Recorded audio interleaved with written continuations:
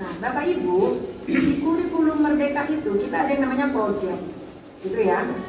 Project itu rata-rata 20% dari seluruh pelajaran, seluruh jam pelajaran. Bismillahirrahmanirrahim. Sambutan berikutnya akan disampaikan oleh Kasih Kurikulum dan Evaluasi Bidang Pemad Kanwil Provinsi Jawa Barat, Ibu Hajah Evi Sofiawati SHMPD. Disilakan.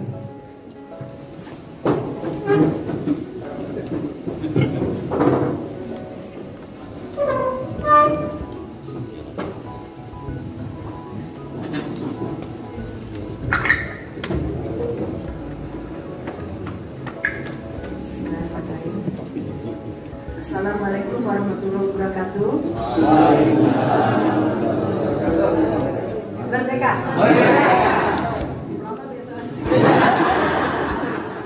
Begini Bu. Begini. Oh, begini Pak.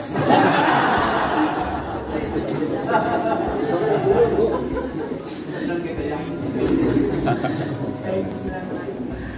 Alhamdulillahirrahmanirrahim. Wassalamualaikum.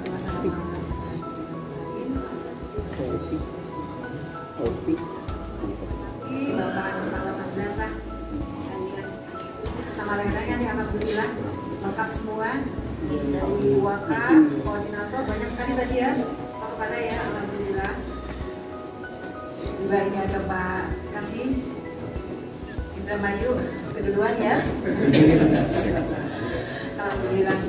Ini Pak Kasih ini sering ketemu dengan saya ya. Tapi ketemunya nggak di Indramayu ya Pak ya. Terakhir waktu di Arab juga ketemu Pak ya. Jauh dari Arab ya juga ya.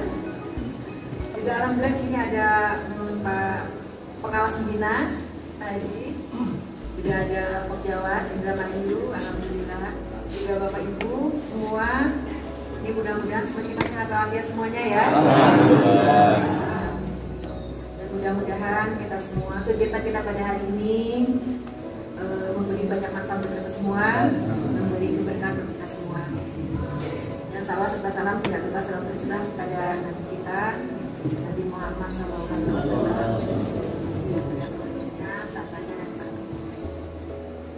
Bapak Ibu, ini terima kasih nih Pak Kepala, ini semuanya guru MA nih. Banyak ya guru MA ya. 108. 108. Tambah 2, 110 lagi. Alhamdulillah. Ini di sini nih saya tadi judulnya pembinaan kurikulum 13 ya, kurikulum Merdeka ya. Sudah belum kurikulum Merdekanya? Belum. Karena betul tadi menarik sekali apa yang dibicarakan oleh Pak Kasih tadi ya, Pak Kasih ya, bahwa betul sekarang ini zaman telah berubah Bapak Ibu. Apalagi sekarang kita ini digaungkan madrasah digital sekarang ya Pak Kasih ya. Udah ada madrasah digital. Kayak tadi kan ada robot Sofi ya. Jadi kita sekarang curhat udah nggak Mama Dede mungkin masih ya. Sekarang robot udah banyak dicurhatin ya. Sekarang ada robot curhat ya. Nah ini Bapak Ibu ini juga menarik ya. Ini mungkin saya ada watak-watak nih ya. Karena di sini monitoring juga, pembinaan juga ya. Tapi sekaligus ngobrol juga nih Bapak Ibu ya. Nggak apa-apa ya. Alhamdulillah ini tadi saya baru aja ngobrol dengan Pak Kepala nih. Pak Kepala alhamdulillah nih tenaga-tenaga di sini masih muda-muda. Semangat ya. Muda bukan kita selamat malam aja selamat pagi kan. Usia mengajarnya 23 tahun. Itu Bapak Ibu ya. Jadi memang betul sekarang ini kita menuju ke era digital. Jadi sekarang itu kita siswa-siswi kita ini eranya era milenial ya. Milenial. Jadi kalau kita masih mengajar kolonial, masih kolonial udah nggak musim ya. Udah nggak musim. Kita dulu kalau belajar duduk harus rapi begini ya. Ya kan? Kalau sekarang anak-anak sekarang nih, anak-anak milenial kinestetik ya rata-rata ya. Nggak mau diam kan? Lari-lari, sampai lari itu pelajaran masuk tuh. Gitu. Gurunya pusing di tengah ya. Lah siswanya lari-lari. Betul, jadi kurikulum itu sebetulnya bukan berubah, karena kalau kurikulum berubah, nanti yang ada di pikiran kita, aduh kemarin aja kita belum paham, udah berubah lagi, gitu ya. Karena sebetulnya kurikulum itu menyesuaikan, Bapak Ibu, menyesuaikan ya. Mungkin kalau yang masih agak muda-muda, mungkin ini startnya dari 2006 dulu ya. Kata saya 2006. 2006 belum begitu paham, sudah K13 ya. K13 belum begitu paham, sudah sekarang Merdeka ya. Dan Merdeka pun Bapak Ibu ya, kurikulum Merdeka pun ini kita akan lihat sampai dengan tahun 2024 Bapak Ibu. Gitu ya. Jadi ketika 2024 oke, start kita mulai sebenarnya Bapak Ibu ya. Tapi kan kita juga nggak boleh kuper ya, nggak boleh kuper. Karena sebetulnya sejarahnya itu Bapak Ibu ya. Ketika kita kurikulum 2006 ke kurikulum 13. Dari kurikulum 13 ke sini itu kita sudah ngeh nih pemerintah bahwa ada di kita ini ada keterlambatan pendidikan Bapak Ibu. Ada keterlambatan pendidikan. Apalagi sekarang ditambah dengan pandemi Bapak Ibu ya. Yang awalnya masih satuan tahunnya ya, sekarang tapi 12-an tahun Bapak Ibu ketertinggalannya. Sehingga dibutuhkan kurikulum untuk pemulihan pembelajaran istilahnya Bapak Ibu. Itu ya. Tapi ini perlu diketahui Bapak Ibu ya, sebelum ada pemulihan pembelajaran, sebelum ada Merdeka ini ya, kurikulum Merdeka, sebetulnya kita alhamdulillah di Kementerian Agama Pusat ini kita punya tim evaluasi. Ini maaf nih, saya dari sini bukan kurikulum evaluasi nih ya, bukan murid ya. Kurikulum dan kesiswaan sekarang Bapak Ibu. Nah, jadi kurikulum evaluasi dan kesiswaan. Wah, jadi banyak ya. Asalnya kan ada 2 seksi ya. Kurikulum evaluasi dan kesiswaan sekarang disatukan. Jadi wayangnya nih, nanti udah ngomongin kurikulum, ngomongin prestasi siswa juga gitu ya. Gabungan siapa? Sudah yang diundangnya kurikulum dan kesiswaan Pak ya. Jadi include ya, full of. Nah ini di Kementerian Agama Pusat itu kita sudah nyadar nih kita ada keterlambatan di pendidikan, gitu ya. Tetapi saat itu Dinas masih berpegang ke K13 kan, gitu. Nah kita sudah selangkah lebih maju. Kita untuk mengcover keterlambatan itu kita keluarkan 183, 184. Tapi masih ingat ya. Ini kayaknya yang bikin dokumen pasti ingat ya. Ya enggak pasti ingat juga. Itu ya. Itu 183, 184 itu tahun berapa Bapak Ibu? 2019 ya. Jadi 2018 itu sebelum pandemi Bapak Ibu. Jadi sebelum pandemi itu kita sudah nyadar ada keterbelakangan nih pendidikan kita, ada sesuatu yang harus dikejar nih. Makanya kita keluarkan 183, 184. Nah di 183, 184 kita diberi kebebasan, diberi kemerdekaan. Kita bisa merelokasi ya. Kita bisa berinovasi. Kita juga bisa menambahkan, yang nggak boleh ngurangin ya. Kita boleh menambahkan. Dan yang lebih penting lagi Bapak Ibu, yang awalnya kita hanya boleh menambahkan 2 jempol, kita boleh nambah 6 Bapak Ibu. Itu di sana juga ada dibuat sistem blok. Jadi Bapak Ibu boleh membuat sistem blok. Ini 184 ke 184. Ini waktu tetangga kita masih 2013 nih, kita sudah ke 184 ke 184. Gitu ya. Kalau Bapak Ibu ingat, kurikulum darurat aja kita duluan meluncing ya, kurikulum darurat ya, baru setelah itu dinas pendidikan. Nah, setelah itu, setelah K13, kita sudah ada 184, 184. Dinas belum ada apa-apa nih. Akhirnya mereka juga ngikut, keluarlah kurikulum Merdeka. Nah, ketika ada kurikulum Merdeka, kita nggak buru-buru ya, alah siap kita belum merdeka seolah-olah ya gitu. Padahal kita sebetulnya sudah merdeka lebih dulu Bapak Ibu, gitu. Jadi ini untuk berubah mindset. Kenapa? Karena rata-rata Bapak Ibu guru tuh, ini kurikulum udah baru lagi nih, gimana nih gitu ya. Ini sulit nih, kita harus nyiapin SDM-nya, nyiapin sarana prasarana dan lain sebagainya gitu ya. Betul, kita harus nyiapin SDM-nya. Tetapi SDM itu kita siapkan bukan hanya untuk kurikulum Merdeka Bapak Ibu. Nah di sini juga alhamdulillah ada Bapak pengawas di sini ya. Karena sebetulnya ujung tombak ini ya, yang paling bertanggung jawab ini pengawas sebetulnya ini. Pengawas ya, karena kita birokrat, kita hanya menyampaikan aturan ya. Kita sampaikan aja tentang Merdeka. Nah nanti pelaksanaan dan sebagainya itu dilaksanakan di satuan pendidikan. Nah penanggung jawabnya itu terlaksana atau tidak itu pengawas ini. Gimana nih pelaksanaannya? Gitu ya di satuan pendidikan ini. Kayak gini Bapak Ibu. Seperti kemarin K13, sekarang Merdeka Bapak Ibu ya. Bapak Ibu jangan melihat, aduh apa nih pusing lagi nih. Enggak sebetulnya Bapak Ibu. Sama kayak dulu kita ke 2006 ke K13. Kita pusing kan? Padahal sebetulnya itu juga kan sama aja Bapak Ibu, sama aja. Jadi sebetulnya dalam kurikulum Merdeka kali ini itu harus ada 3 minimal yang ditempuh Bapak Ibu. Ada 3 ya. Yang pertama itu adalah kita penyampaian kebijakan Bapak Ibu. Kebijakan merdeka seperti apa, lalu perubahan mindset Bapak Ibu. Perubahan mindset kita. Nah ini selalu ada di setiap kali ada penyesuaian kurikulum, pasti ada perubahan mindset Bapak Ibu. Setelah itu baru kita ke teknisnya. Teknis pembelajarannya seperti apa, teknis penilaiannya seperti apa. Gitu. Apalagi nih kalau Bapak Ibu di sini nih, kita dulu kan ingat ya, ada kan KIKD ya? Ada KIKD. Sama aja Bapak Ibu, cuma sekarang ganti jadi CEPEK gitu. Capek ya gitu ya. CEPEK, capaian pembelajaran, ya kan? Nah setelah CEPEK turun jadi TPEK, tujuan pembelajaran. TP jadi APP ya, alur tujuan pembelajaran. Nanti ada modul pembelajaran RPP-nya lah gitu ya. Nah dulu kita juga sama aja, ada KIKD. KIKD dibuat oleh siapa? Pemerintah kan? Sama, CP juga sekarang oleh pemerintah Bapak Ibu. Kita turunkanlah ke PP, turunkan ke APP, turunkan ke modul, aja ke RPP-nya seperti apa. Kan dulu juga kita sama, KIKD. Ya turunkan kemana? Ke tujuan pembelajaran kan? Tidak tujuan kemana? Ke IPK kan? Apa coba IPK?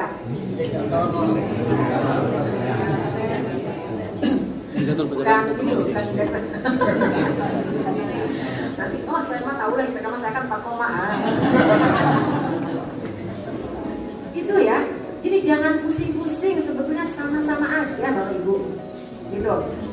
Nah terus ada juga guru yang, aduh ini gimana nih? Ini berkurang nih jam pelajarannya nih. Nanti kesimpatikannya gimana dan lain sebagainya gitu ya.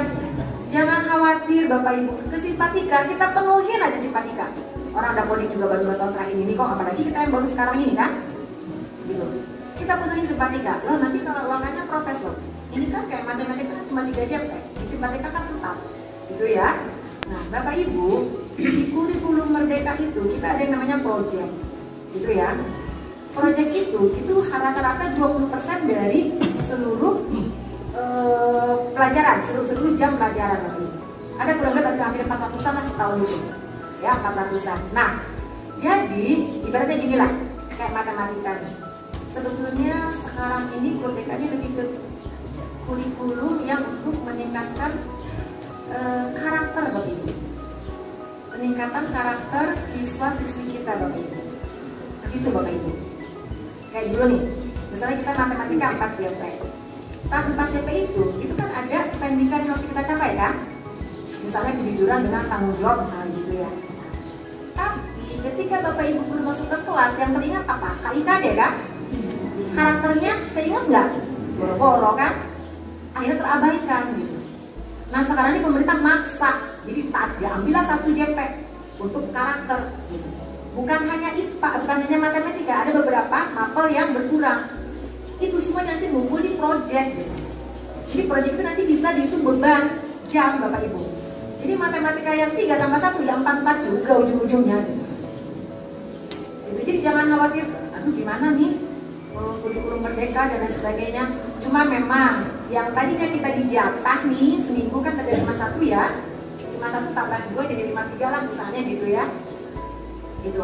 Yang tadinya kita dijatah istilahnya sepiring gitu ya. Nah sekarang kita dikasih ini kelas mana dulu aja. Ada 1000 sekian jambal per tahun gitu. Nah ini sebetulnya apalagi model kayak Alza itu tadi kan Pak Kasih juga pengen ayo kita sekarang fokusnya prestasi. Ini sebetulnya memudahkan sekali terutama waktu itu untuk ngatur jamnya itu Bapak Ibu gitu. Karena sekarang kita gini deh, ini kaitan dengan prestasi ya. Bukan berarti saya mengabaikan prestasi di luar yang diselenggarakan oleh pemerintah ya. Semua prestasi itu bagus, cuma kita lihat aja yang diserahkan oleh pusat. KSF, apalagi Bapak Ibu, robotik ya, MyRes, MSLA. Kalau aksioma karena pada pandemi nggak ada ya, dan mudah-mudahan di tahun 2024 karena 2023 juga di anggarannya katanya nggak ada. Mudah-mudahan tahun 2024 nanti ada lagi ya. Kita fokus ke prestasi dalam negeri aja ya, prestasi yang diserahkan oleh pemerintah ya, misalnya KSN. Kita lihat nih KSM, itu kan sains ya. Apa bedanya dengan KSM? Kan ada KSM ya. Nah itu sama-sama sains kan. Nah bedanya adalah KSM kita ini terintegrasi ke PI dan bahasa Arab. Terintegrasi kan. Nah ini sebetulnya kan makanan empuk buat madrasah yang berbasis pesantren, karena kan minimal ada bahasa Arab, segala macam ya.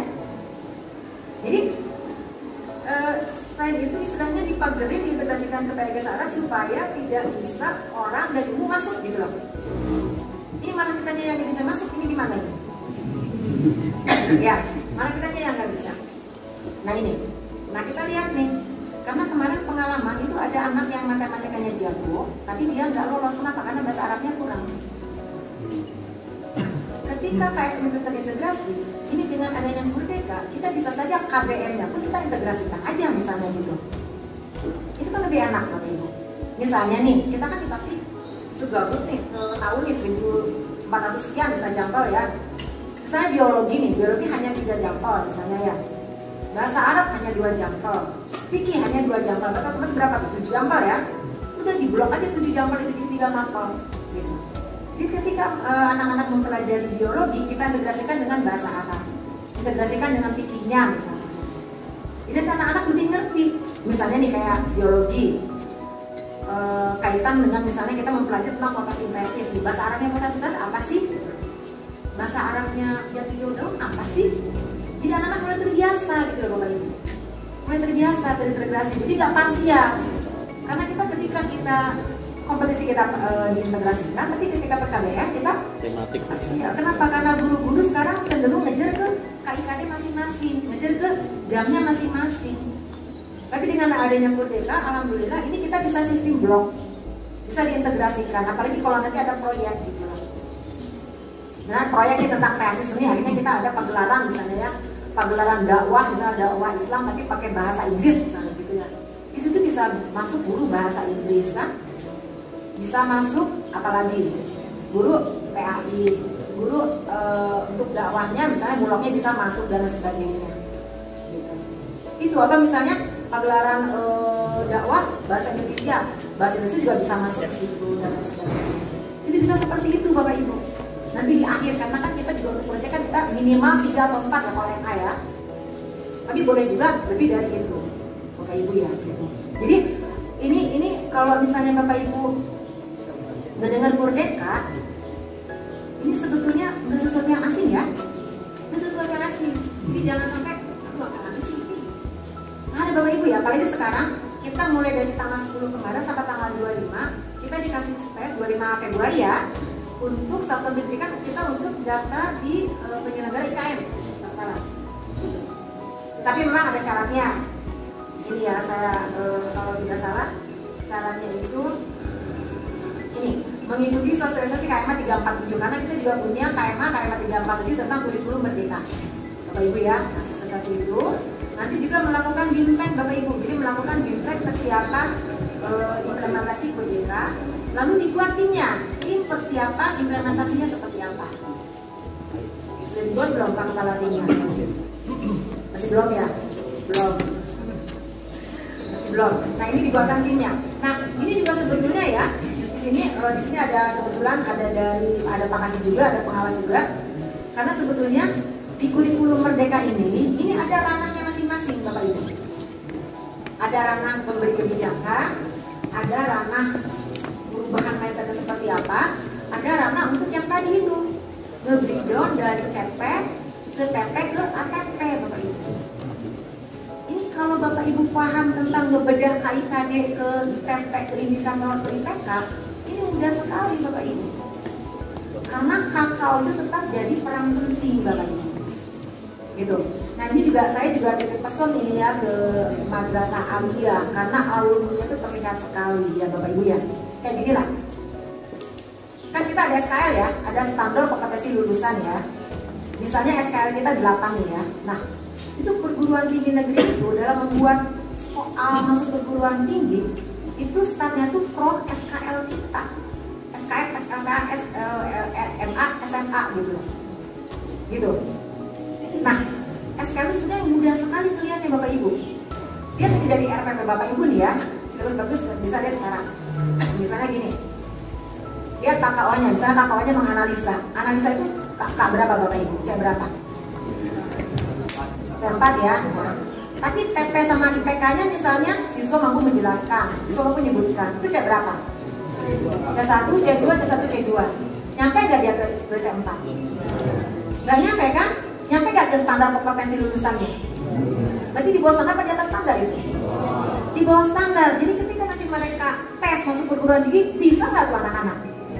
Nggak bakalan bisa. Kadang-kadang guru teh, kenapa ya kita mau susah banget tuh masuk perguruan tinggi kan? Hanya sebenarnya kan dievaluasi. Apa ini kesalahan kita? Kelemahan kita apa nih dievaluasi? Ditindak lanjut, evaluasi lagi, tindak lanjut. Kita selama ini hanya mengevaluasi, ditindak lanjut nggak? Nggak rata-rata. Karena selama ini yang datang ke kami itu kan cuma dokumen 1, ya.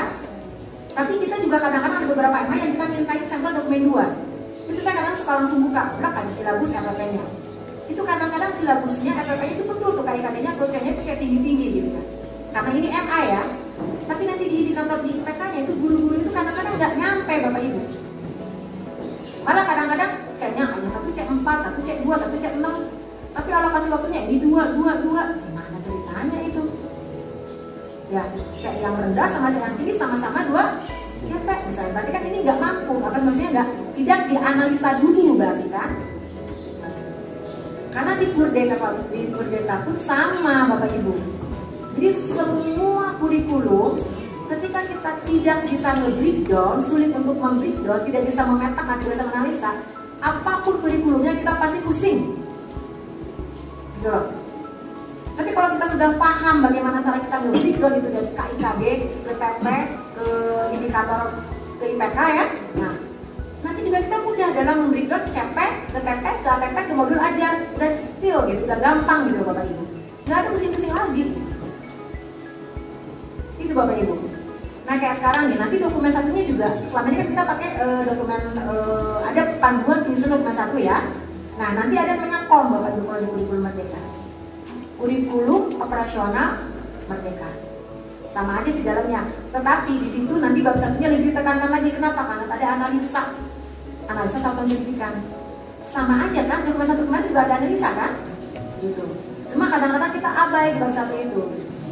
Bab 1, bab 2, bab 3-nya juga ada strukturnya sama Bapak Ibu. Gitu. Dan sama-sama ngajunya ke 36 minggu efektif Bapak Ibu. Sama kan sebetulnya kan? Jadi kalau misalnya nanti kurikulumnya rada-rada males nih, samain sama ke 13. Kalau kita bagi habis tuh 53 gitu ya. Tapi kalau misalnya kita pesantren nih, kita pengen ini 5 setengah tahun juga beres kerja setengah tahun, sebentar lagi kita bisa bikin kekayaan dan sebagainya. Jadi ini lebih diberi ke sebetulnya sama aja kalau 183 188 itu juga sama ya. Sama, cuma karena kita dikasih seperti ini terbiasa dikasih, jadi ketika kita dikasih dulu gitu kita pusing, bingung ya ini gimana gitu. Itu Bapak Ibu. Sama aja sebetulnya. Jadi sekarang ketika mendengar kurikulum Merdeka, udah mulai ini kan Bapak Ibu ya. Nah mudah-mudahan di sini juga kesulitan ya Bu ya. Saya juga belum pernah lihat sih, karena selama ini kami datang itu dokumen 1-nya doang. Dokumen 2-nya belum pernah nyampe gitu. Karena gini Pak, sekarang ini kita rada miris ya, Pak Kasih juga ya sama ya. Karena ini juga pengalaman ya. Kan kita dulu itu ada UN, UABN, bahkan USBN aja itu kisi-kisinya dikasih oleh pemerintah. Kita hanya membuat soalnya aja kan. Nah, karena kisi-kisi yang buat pemerintah itu minimal nyangkut ke SKL, standarnya ada nyampe ke standar kompetensi lulusan. Tapi sekarang itu semua itu diserahkan ke satuan pendidikan. Nah ini nyampe kan ke SKL itu sih soal-soal tersebut itu gitu loh. Nyampe ke HOTS enggak, ke higher order thinking skill enggak? Atau masih di low jangan-jangan kan? Karena ini kejadian Bu, saya juga penasaran ya. Saya monitoring nih ke salah satu kota. Saya ambillah contoh yang negeri dengan contoh yang swasta. Nggak tahu kebetulan negerinya bagus, swastanya kurang bagus atau gimana ya. Dengan mapel yang sama nih, kelas yang sama ya, degree yang sama gitu ya. Ini soalnya juga sama gitu. Tapi soal yang satu ini ada yang di negeri ya, Ada banyak dulu pertanyaan, ada stimulannya. Ada sampai 5-6 baris baru pertanyaannya A, B, C, D. Tapi ketika yang sasar, coba sebutan lagi ini, mas baris A, B, C, D. Coba gimana nih? Nyampe nggak ya SKL Bapak Ibu? Kalau nyampe Bapak Ibu. Gitu. Sama kan kita juga ini harus itu kalau membuat tes masuk ke sini, pasti kan dari SKRM, SNMPTN kan? Iya nggak? Iya nggak begitu nggak bikin soalnya? Harus begitu aku Pak, SKRM, SNMPTN apa gitu? Kalau misalnya SKL-nya 7, minimal kita dari 6, 7, 8 seperti itu. Karena sama perguruan tinggi juga begitu. Nah saya juga ini belum tahu nih, ada ini berapa persen yang masuk ke perguruan tinggi negeri favorit gitu. Nah setiap tahunnya apakah meningkat atau tidak gitu. Kalau misalnya start, misalnya tetap aja, itu perlu dievaluasi dan ditindaklanjuti. Jangan-jangan kita nggak nyampe SKL. Nah kalau nggak nyampe SKL, kita lihat lagi nih, terutama nih yang kurikulum nih, wakil kurikulum nih. Bongkar deh semua RPP Bapak Ibu guru semuanya ini nyampe enggak gitu. Mudah-mudahan kalau misalnya tadi analisa, akhirnya cek 4. Kan minimal kita di PK-nya itu untuk tahu kan cek 2 dulu, nah 2, 3, 4, 5 lah minimal gitu kan. Jangan hanya ada 10 tapi cek 1, cek 2, cek 1, 20 sekalipun nggak nyampe-nyampe ya. Itu Bapak Ibu ya. Karena sekarang sama nih, TP itu pemerintah punya itu. Nanti TP, ATP kita ke modul aja dari RPP-nya gitu loh. Nanti sama, jadi kalau ketika Bapak Ibu nanti kesulitan di K13, ya apalagi sekarang. Jadi ketika Bapak Ibu sudah terbiasa untuk memetakan, insya Allah akan aman. Jadi Bapak Ibu ya. Kenapa? Karena sebetulnya kan pendidikannya 3 aja kan, input, proses, output. Inputnya kan udah bagus nih saya lihat ya. Inputnya bagus, tinggal prosesnya seperti apa. Nah outputnya, nah itu gimana tuh? Gitu. Kayak kemarin kan masuk SM, sekarang dia tuh gimana? Karena mudah sekali kalau MA ya, melihatnya ya dari prestasi anak-anak. Prestasi anak-anak dan alumni-nya Bapak Ibu. Jadi mulai sekarang kita bismillah lah ya, merdeka lah ya. Kenapa? Karena kita juga jangan kuper ya. Jangan kuper walaupun nanti di tahun 2024 baru ketahuan ini kurikulum mau kemana nih. Jadi sekarang kurikulum ini, merdeka ini sifatnya masih opsi. Jadi kita nih birokrat di sini Pak kasih sayangannya sifatnya hanya mendorong. Jadi belum ditetapkan. Belum ditetapkan sebagai kurikulum di Indonesia belum. Ditetapkan terjadi nanti di tahun 2024 nanti Bapak Ibu. Tapi sekali lagi kita jangan jadi kuper Bapak Ibu ya. Nah tugas saya mendorong, Bapak Ibu nanti malah mendorong jokrok ya silakan. Gitu ya. Tapi saya kira sih apalagi ini masih pada muda-muda nih Pak Haji ya di Raja itu ini. Dan insya Allah lah. Makanya kalau misalnya ini ya Pak ya nanti kalau misalnya ini pesan ini juga ke Pak pengawas mungkin pesannya.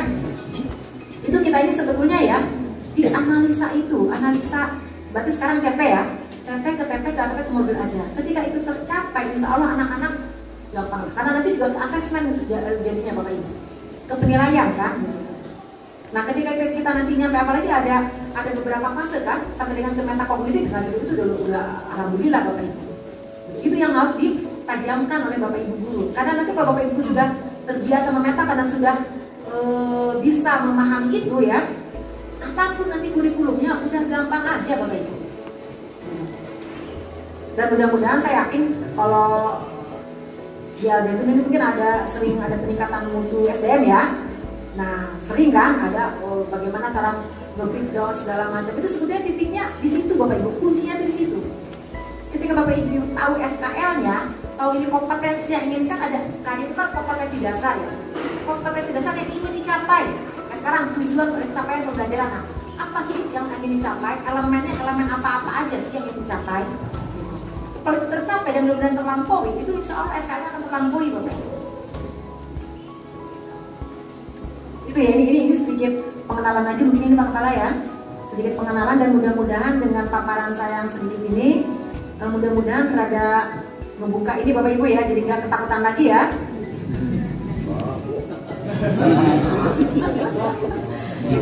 Kata proyeknya gimana? Udah, nanti juga dengan berjalannya waktu aman itu Bapak Ibu proyek itu. Karena proyek itu nanti akan diampu oleh Bapak Ibu guru yang tadi kekurangan jam tadi. Jadi jangan khawatir, aku kekurangan jam nih. Enggak, sama-sama aja, cuma jamnya di jam terutang ya. Utang jadinya ya. Cuma kalau untuk kepentingan simpatika masukin aja dulu.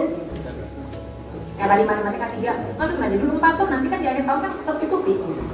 Kenapa? Karena di kurikulum mereka ini terserah kita, misalnya kita mau proyek nih di awal tahun, tapi nanti belum ada pembelajaran, boleh, asalkan yakin bahwa itu akan teratasi semuanya.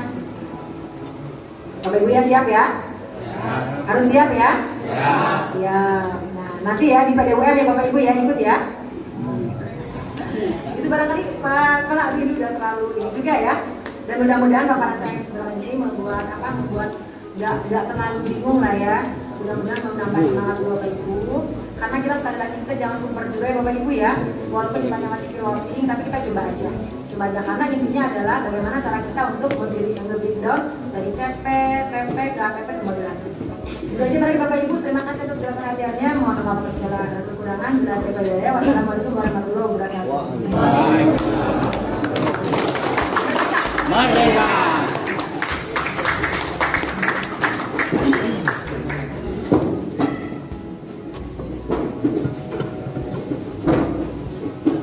Terima kasih kepada Ibu Hajah Evi Sofiawati SH MPD atas arahan yang diberikan.